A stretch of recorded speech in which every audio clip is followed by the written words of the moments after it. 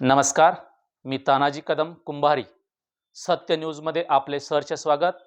आज जिल्हा परिषद व पंचायत समिती सार्वत्रिक निवडणूक 2026च्या शेगाव जिल्हा परिषद गटाचा निकाल जाहीर झाला आहे. शेगाव जिल्हा परिषद गटातील सर्वच मतदारांनी भारतीय जनता पार्टीच्या बहुजन हृदय सम्राट महाराष्ट्र राज्याचे नेते माननीय गोपीचंदजी पडळकर साहेब यांच्या नेतृत्वावर असा भरघोस विश्वास ठेवून आणि भरघोस मताने आम्हा तिन्ही उमेदवारांना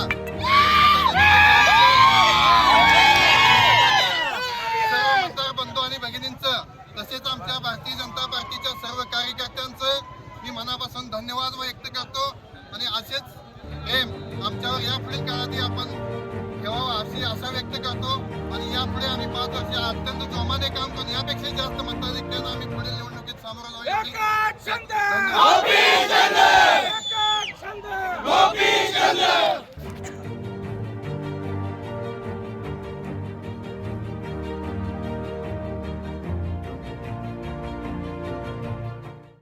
आमच्या चॅनलला लाईक आणि सबस्क्राईब करण्यास विसरू नका.